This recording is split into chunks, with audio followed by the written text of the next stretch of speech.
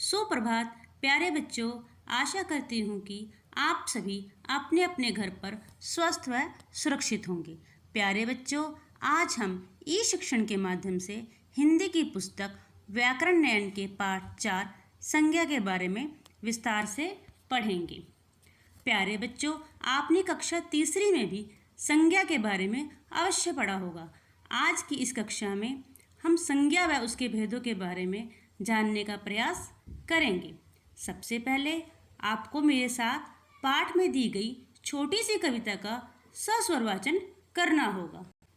बापूजी की बकरी मुझको कहते सारे लोग, जो भी दूध पिएगा मेरा भाग जाएगा रोग। घास पात या चना चबेना जो मिल जाए खाऊं, फूलों से भी प्यार मुझे है कांटों से भी प्यार। ऊंचे पर्वत जंगल झाड़ी सब मेरे घर द्वार।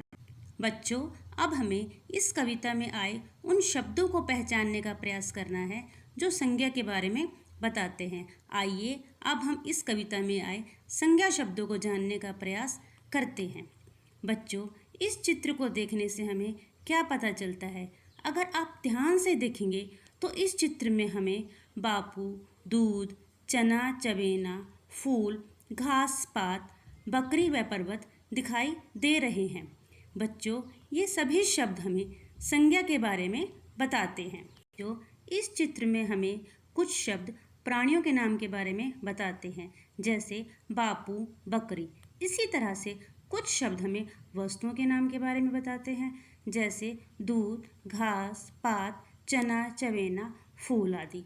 तथा कुछ शब्द हमें स्थानों के बारे में बताते हैं, जैसे पर्वत, जंगल आदि। इन शब्दों को जानने के बाद हम संज्ञा की परिभाषा को जान सकते हैं। आइए बच्चों, अब हम जानें संज्ञा की परिभाषा।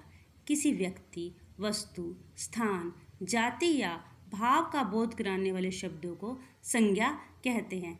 जैसा कि आप चित्र में देख रहे हैं, संज्ञा के 3 भेद होते हैं: व्यक्तिवाचक संज्ञा, जातिवाचक संज्ञा, भाववाचक संज्ञा।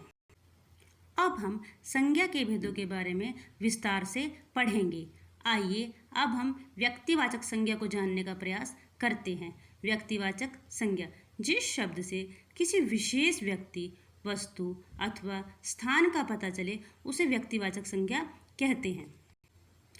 हमें यहाँ कुछ चित्र दिखाई दे रहे हैं, जैसे भारत के प्रथम प्रधानमंत्री पंडित जवाहरलाल नेहरू, महाकवि तुलसीदास, महात्मा बुद्ध तथा एपीजे अब्दुल कलाम। ये सभी शब्द हमें किसी विशेष व्यक्ति के बारे में बताते हैं, इसलिए ये व्यक्तिवाचक संज्ञा के उदाहरण हैं। उसी तरह कुछ चित्र हमें विशेष स्थानों के बारे में बताते हैं, जैसे राजघाट, हिमालय तथा हरिद्वार।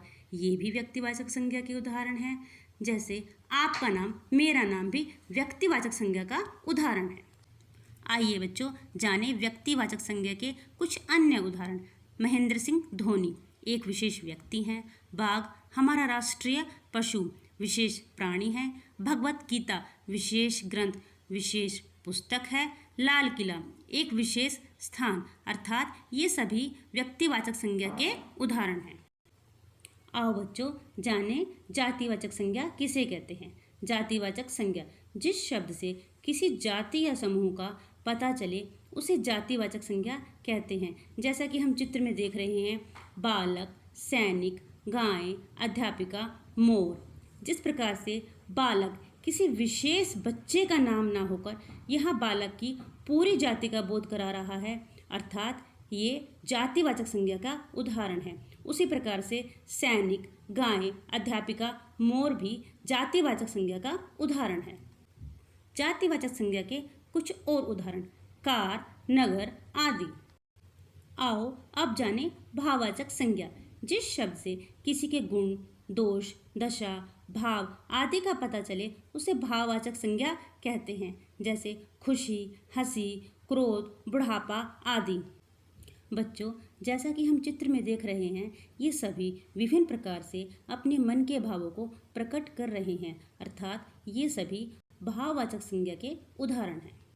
भाववाचक संज्ञा के कुछ अन्य उदाहरण, जैसे क्रोध, मित्रता, दया, वीरता आदि। प्यारे बच्चों, आज हम संज्ञा व उसके भेदों के बारे में पढ़ रहे थे। आशा करती हूँ आप सभी इस वीडियो को ध्यान से देखेंगे तथा संज्ञा और उसके भेदों को अच्छे से याद करेंगे। धन्यवाद। आपका दिन मंगलमय हो।